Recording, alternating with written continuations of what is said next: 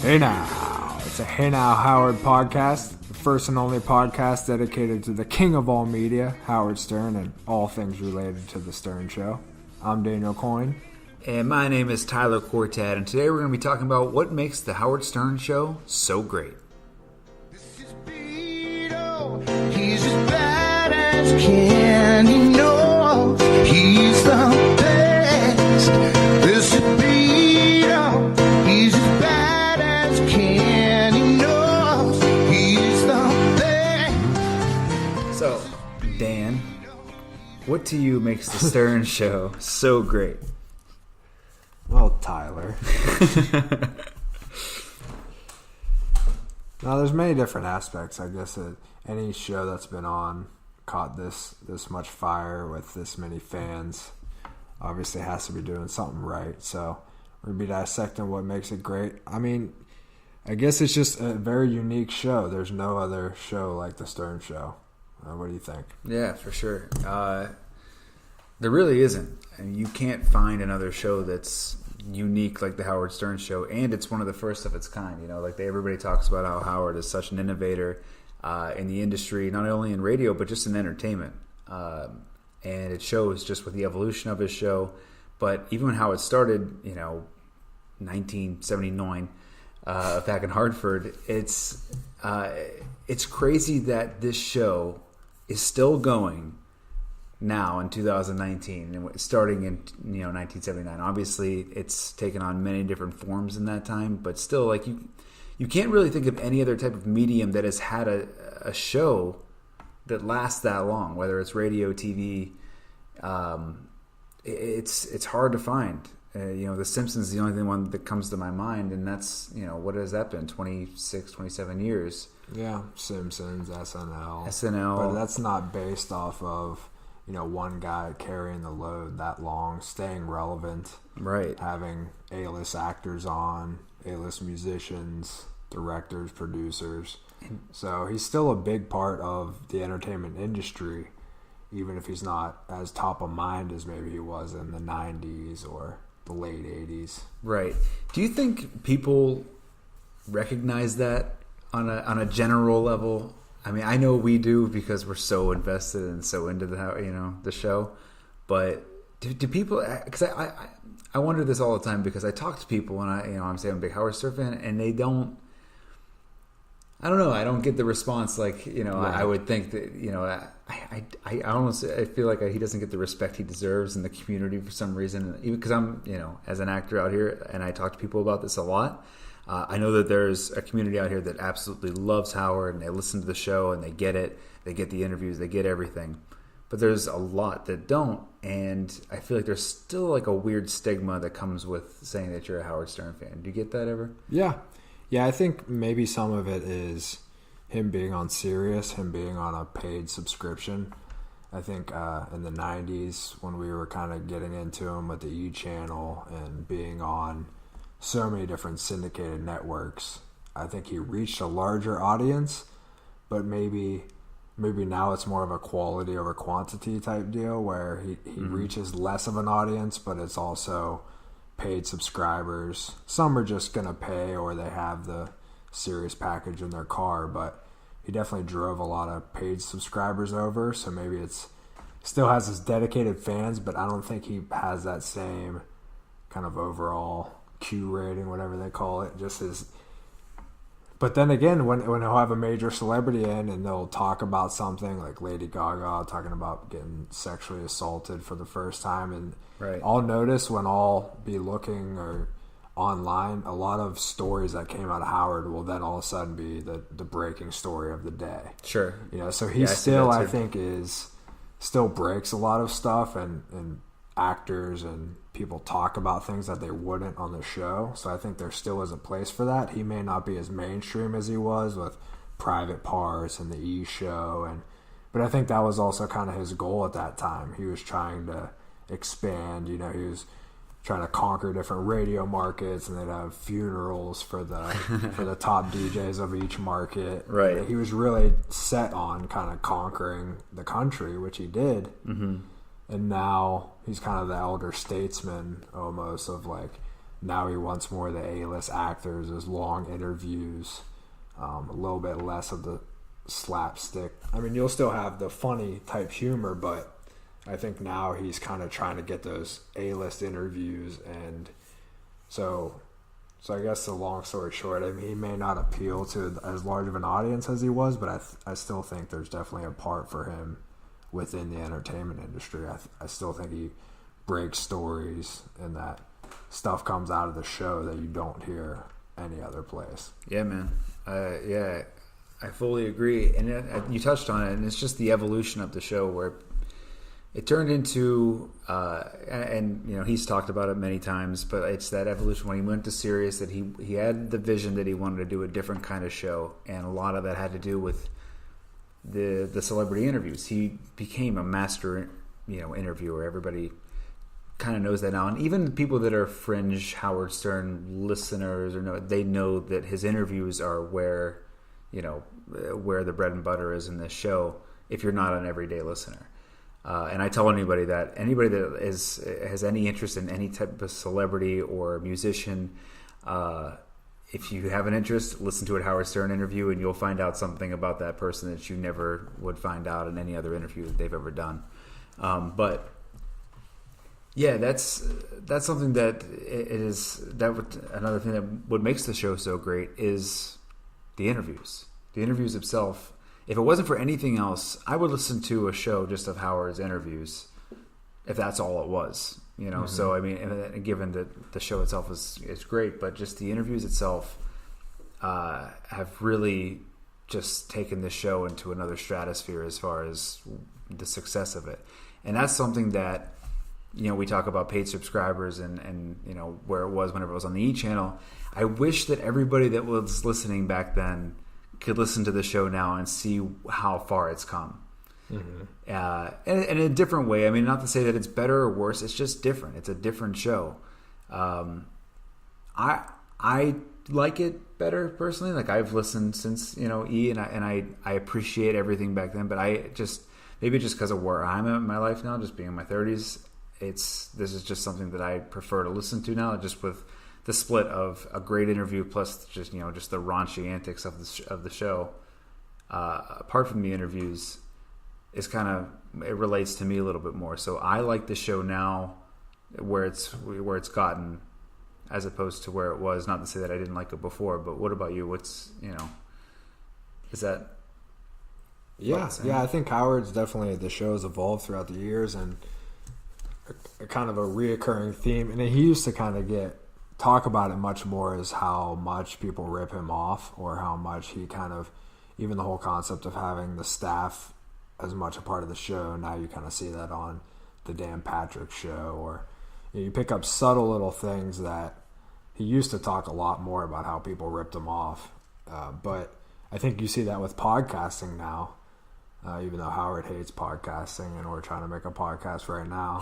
He'll never hear this. That's all right. Yeah, exactly. No one will ever hear this besides our moms and our grandmas. Yeah.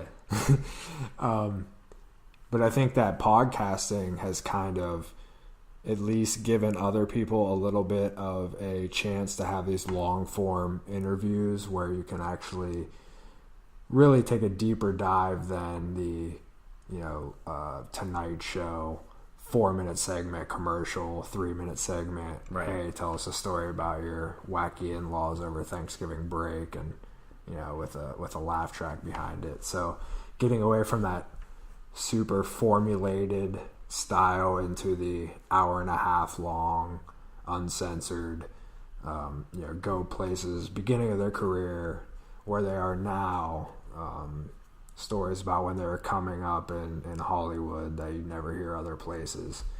And now you kind of see that more. I mean, there's Adam Carolla and Joe Rogan. There's huge podcasts out there that have that long-form style, but Howard is definitely the king of that. And I think even the Joe Rogans of the world, they're kind of still taking notes on that style, which is, again, another thing that kind of came out of being at Sirius. You can go an hour and a half without taking a commercial break. he'd never be able to do that at K-Rock. Right. There'd be 9-minute segments and 5 minutes of commercials. So, and they all give him credit for that too, which is kind of cool. Right. You know what I mean? No, I think Howard gets his due as far as the entertainment industry. Right. I think, you'll be watching random shows and you'll hear references about the Whack Pack or, Right. or there's tons of, Ronnie getting roles in USA Network shows. Oh my gosh, that's the best. Eric the actor. So Jeff the Drunk. Bigfoot is in Jersey Shore Massacre. Oh my god, Devil's Asby. Devil's Asby. Do you remember that Bigfoot thing where he was calling the producers every day saying, "What was it?" They just played that on certain dollars. Oh, it's the best. But I still think that it's people that and maybe not to try to sound pompous, but there is, even though it's a bunch of guys telling dick jokes, there is an element of, there's a little bit of highbrow intellect behind the comedy, as weird as that is. No, I it's just completely get it. And it's the level of satire, the level of kind of knowing that it's all a joke. I think that you'll see that with the people that end up being Hollywood writers, producers, they get that sense of humor. Right. And I think you'll see Howard's influence bleed through on scripts or character names, for sure, or random references that they'll then play on the show. Right. You hear a lot of comedy writers and things like they'll talk about how, as dumb as what they're writing is, whatever the topic is, if it's like you say, dick jokes or something like that, the amount of time and preparation that goes into telling that dick joke properly. Right. You would think that they're solving, a NASA space station, problem. There's an art form to it. Exactly. There's an art form to it, no matter how dumb or, ridiculous the topic is. Mm-hmm. And I think Howard's show is good at making things sound very official, even if it is a dick joke. And that can kind of be the humor in it, too. Very well produced. Even the fan submissions, everything is A+.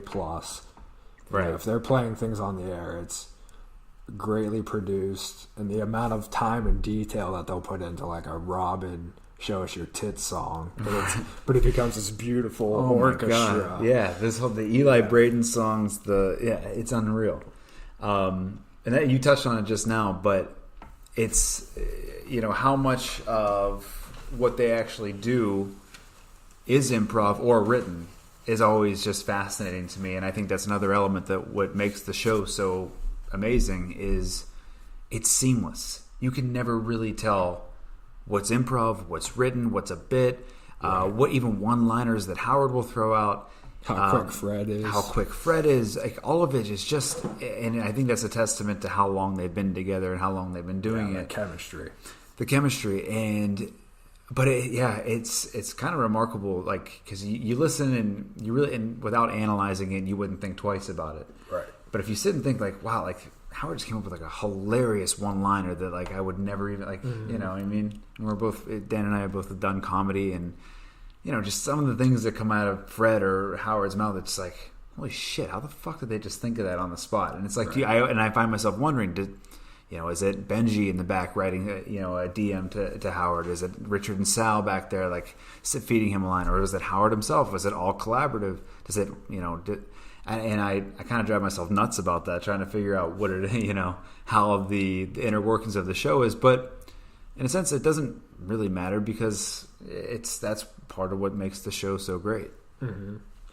Yeah, absolutely. And I think I think we're both in agreement that Fred is just kind of an absolute comic genius. And mm-hmm. I think that's kind of one of those things that when you just kind of passively listen to the show, yeah, you'll laugh at the things, but when you actually take a look at what they're putting together, it really is that very quick-witted, and you'll even hear it with callers. Ultimately, they may have a gist of what the caller is going to say, but how the hell does Fred have the perfect timed sound effect, 3 seconds after someone says something, queued up, man?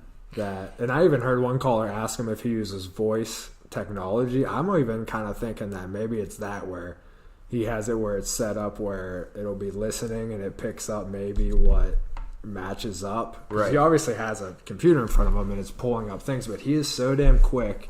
And whether he uses technology or not, there's a great talent to the timing of it. Right. And really, I mean, it adds so much. And they talk a lot about entertaining the. Now I'm going to forget it. The mind's eye. It really does kind of put depth into it with the sound effects and Fred just having the perfect noises to play, and it really kind of makes you think out the scenes as you're listening to them with the good sound effects and for sure. It's crazy because you can almost tell like Howard takes it for granted a little, because if Fred doesn't have it queued up almost immediately whenever Howard is thinking that he should have one, he calls him out, and it's like Fred's like, God damn, you know, right. Like I want him to just like totally like reel Fred in and be like, dude, you're awesome, like don't let this get you down, man. Right. You're the best. And even once you listen to the show so long and someone says something, you know what's coming, and you could just tell Fred's frantically looking for that sound effect, and then you just hear it.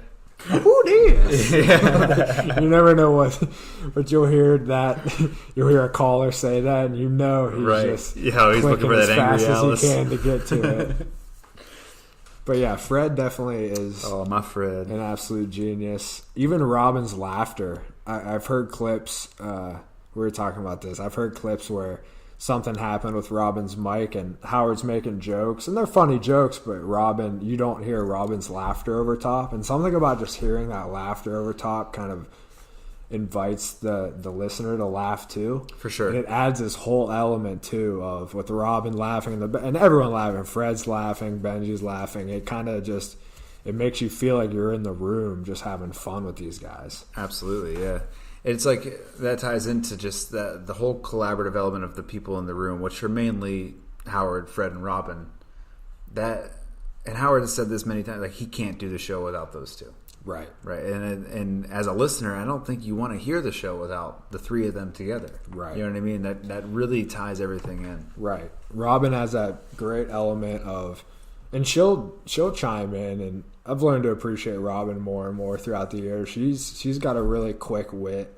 Robin's funny, man. Robin has fucking cracked me up a few times. And she's brutal too. Yeah, brutal. She's actually the most brutal.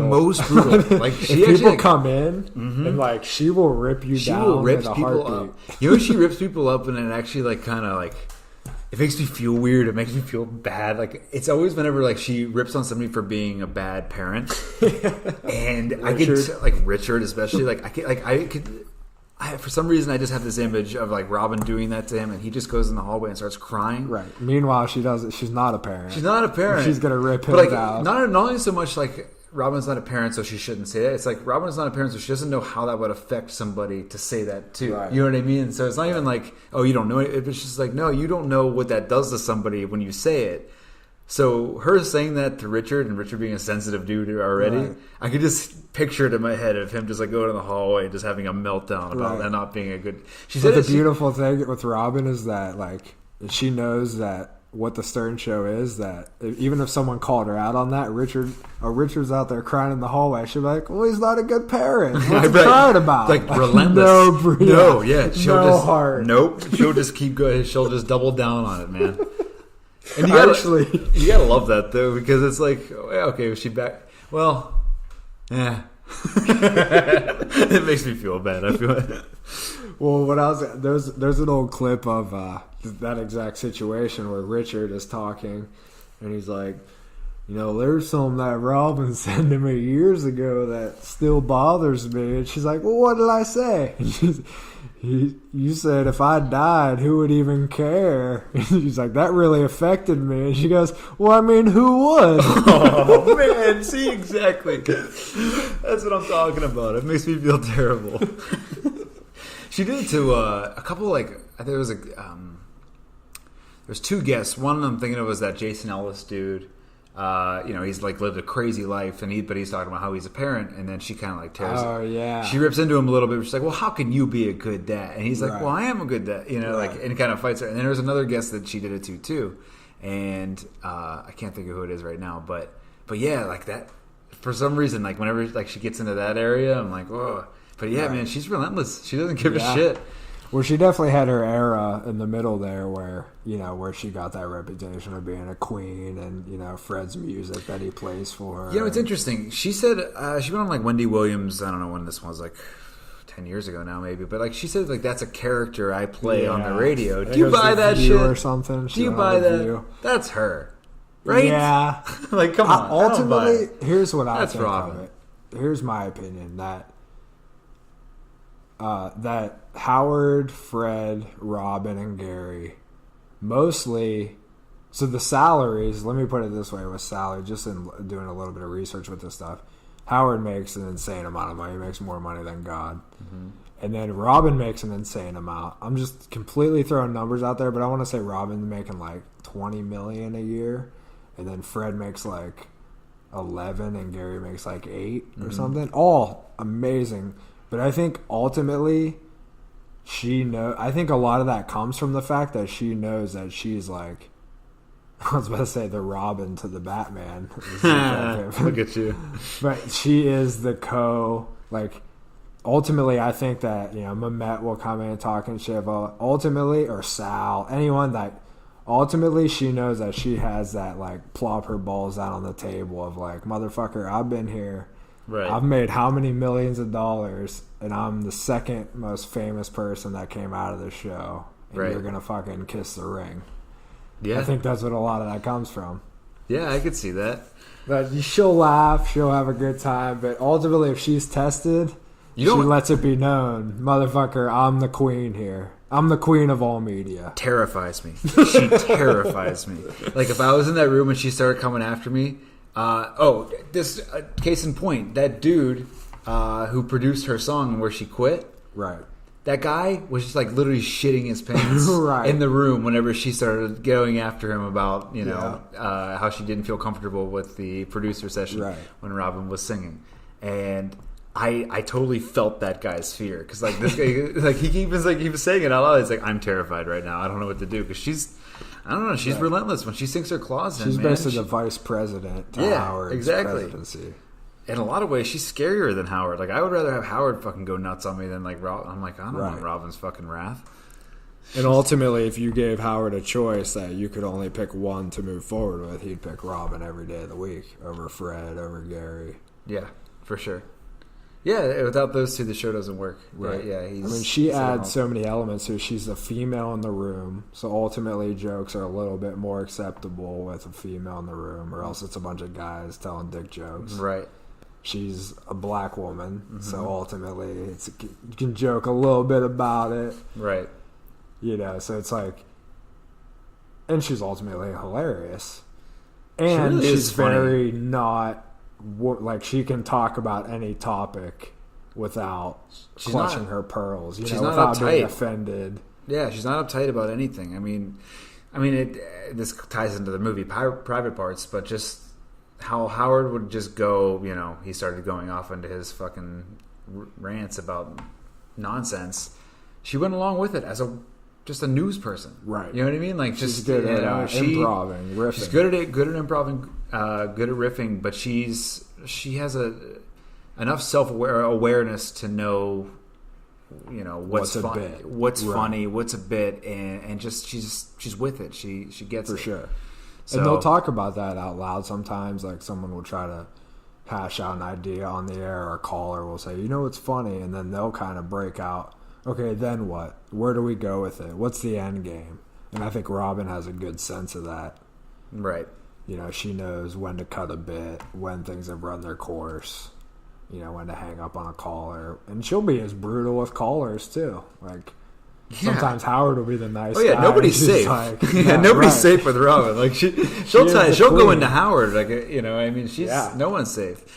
Howard's scared of her, I'm sure. Yeah, Howard doesn't want to bark up that tree. I love when Howard she starts doing that to him, and he's like, "What's wrong? Get over here. Come sit on my lap. Take your shirt off. What's going on over there? What's going on with you today?" Yeah, and also she's earned her stripes. She was doing the fucking show remote with cancer, for God's sakes. Dude, she's you want to talk beast. About someone that shows up for work no matter what, right? Yeah, and even there's something to be said for that. These guys are always on the air.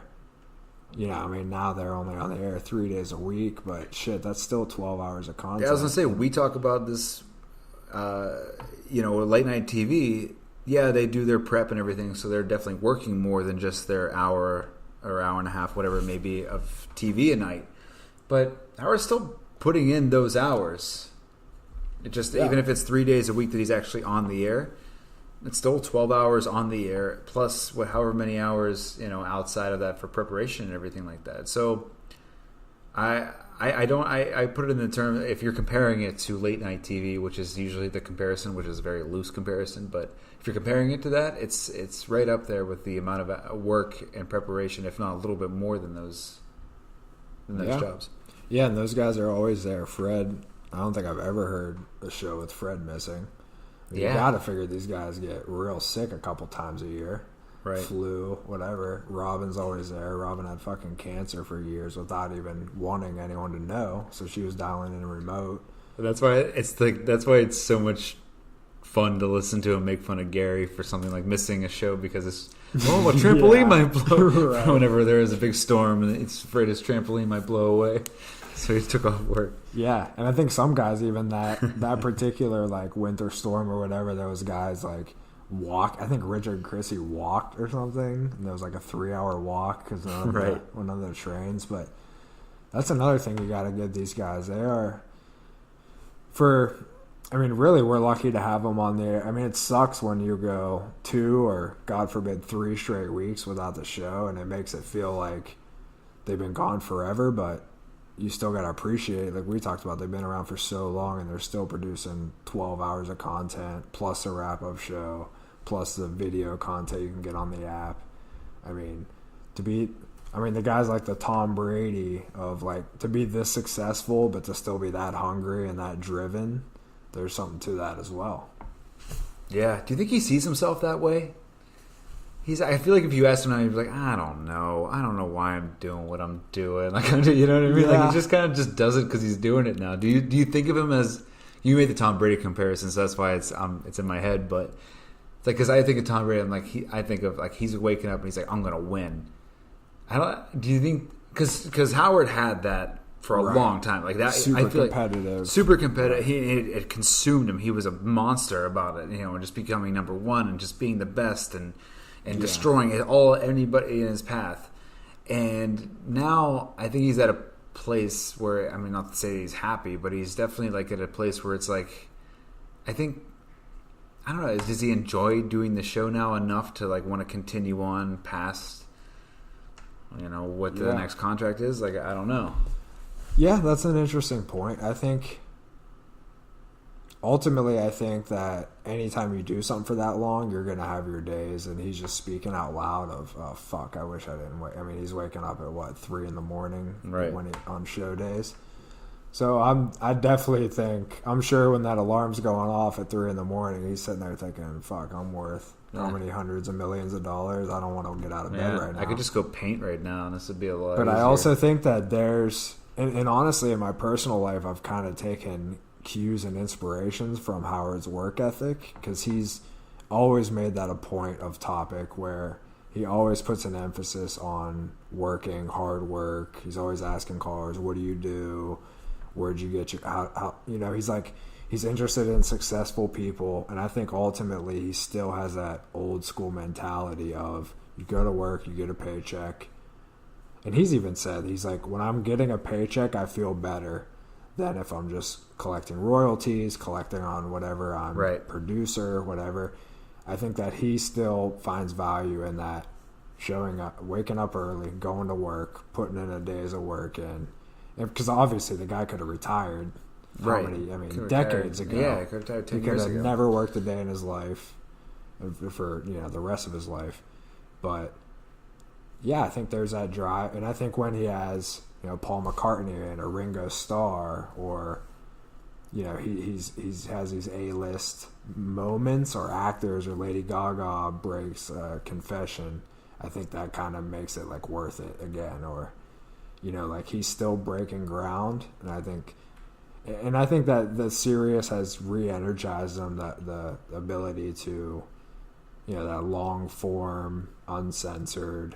That's kind of given them a rebirth. I think it re-energized them. But even that, I mean, shit, they've been on Sirius for 15 plus years now, and I think that, I don't know. Ultimately, it's like when you watch any of these guys, Tom Brady, Michael Jordan. I mean, you could easily just be like, I mean, Tom Brady's probably waking up tomorrow morning at 5 a.m. and working out all day, every day, watching film. The guy's got 6 Super Bowls. Same thing with Howard. It's like, ultimately, it takes that. I don't know. These guys just have that something special. That's how you get to that level of the king of all media. I mean, the guy's like the 10th.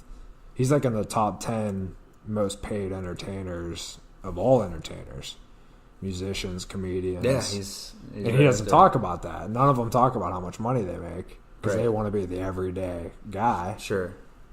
No truck driver wants to hear about Howard making $150 million a year. Right. But he's still making that, and he's still driven to, how do I make each bit he's still better? working. Each bit even he wants to be better. Right. Or let's kill this bit, or this never should have made it out of the writer's room. He said something interesting. He still cares. The last break that they took, where it's like, I can't remember the story. Maybe it was the Robert Kraft story, but a story broke, and he was like, man, I wish we weren't on vacation right now because I wanted to get on the air. And that was the first time I actually heard him say that. Because he usually talks about, he's like, oh, I didn't want to come back to work. Right. Oh, I love this vacation. He goes down to Florida. I went to Florida, or I sat in the room and I painted for whatever. He's like, I heard him say it, and I was like, and that kind of sparked, I was like, oh, maybe he does have a little bit of fire under his ass to like, because he still has something to say. You know what I mean? And that's what it comes down to. Like, he still has a point of view that is shared by a lot of people, but he can present it in such a way that only he can. And that's what people respond to, and he still knows that, and he has something to say. And so when something happens, a news story breaks, it's going to be hard for him to not want to, voice that in the medium that he has. And I don't think there's any other medium that he can do. He's not going to go to Twitter. Radio is his medium. So going, back to work is the only way that is going to make Howard. You know what I mean? Yeah, absolutely. I think that exactly what you touched on. He's going to need his point of view on things, and that's what we love about the show. We love to what's Howard think about the Grammys? What's Howard think about the Super Bowl? I find myself hearing his perspective is hilarious. I agree with most of his point of views, and I think that's why I love the show so much, is because I don't know. He has like a very just common sense way of thinking about things, even and thinking things are stupid and dumb. And I mean, there's a lot of things I don't agree with Howard on, for sure. But for the most part, he'll say something, and I'm like, yeah, that's exactly how I feel about it. Yeah, that's kind of why I think the show is so great, and I don't know, that's why people listen to him. But it's great satire. Yeah, he has great points of views and ultimately, I think about the world without Howard, and I don't know if there's anyone else out there doing that. That's kind of, I mean, you have your daily shows and things like that kind of take their comedic stance on the topic of the day, but ultimately, he's kind of that anti-entertainment industry of making fun of the formulas of like Miss America contest or American Idol or whatever, and just kind of being that guy, or else it's all just a bunch of people that are plugging, that are sponsored by whoever, that aren't going to be saying too many things out of line. That are gonna, you're not going to watch Jimmy Fallon's show and he's not going to like make fun of the guest or riff on or make fun of an A-list actor that's in the news because they probably have relationships with them or they want him as a guest in the future.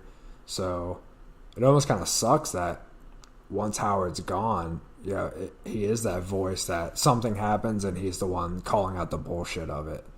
Is that whole "no more bullshit" was their logo when they came over to Sirius. It's more bullshit.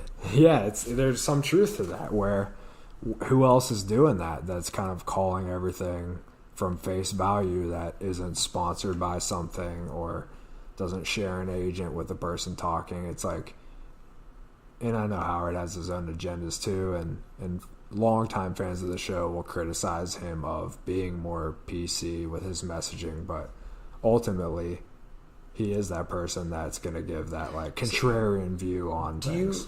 Like you touched on like a long time listener of the show would kind of say like, well, he's changed so much now. Look how PC he is. He won't even say the word, I don't know. Retard. Yeah, retard. Retard. Yeah, or the word faggot, which he totally swears that he will not use it anymore. So, and it's like, okay, to those people, I want to say like, all right, what do you want? Like this guy's like in his 60s now. Like, do you like still like what kind of like do you not expect to grow or change as a like what kind of person would you want?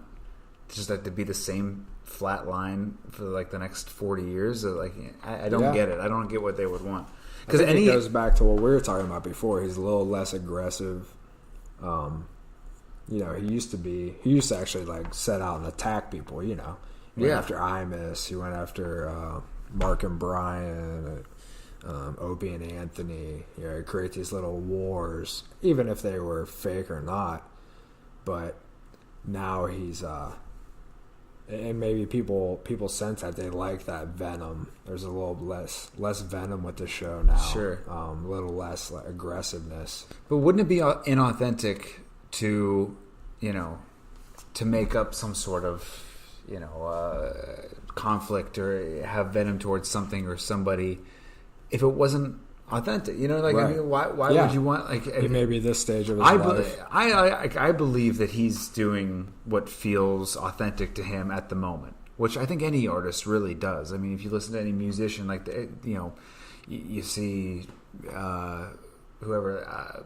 Steven Tyler just going to do a country album or something like that. Do you think like it was like a calculated like, hey, you know what, I'm going to do this for my career? It's like, no, it's like, you know what, I felt like going and doing a fucking country album. You know what I mean? Like, because that's what's authentic to him right now. And I feel like Howard is in that same artist type of mindset where it's like, I'm going to do what's authentic to me right now.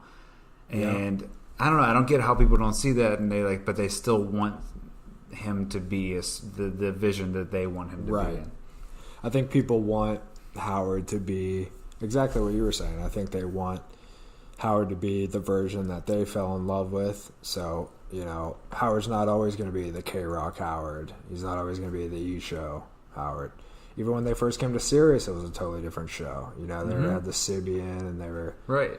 He talks about that. He talks about how they tried to, go and do that again. And he's like, you know what? Now that we can do it, it's not that interesting to me anymore. Right. All these things we couldn't talk about, now we can talk about, and it's like, yeah. And I think they went nuts for a couple of years on the whole. They had Howard TV, they had Sirius, the Sibians. They were doing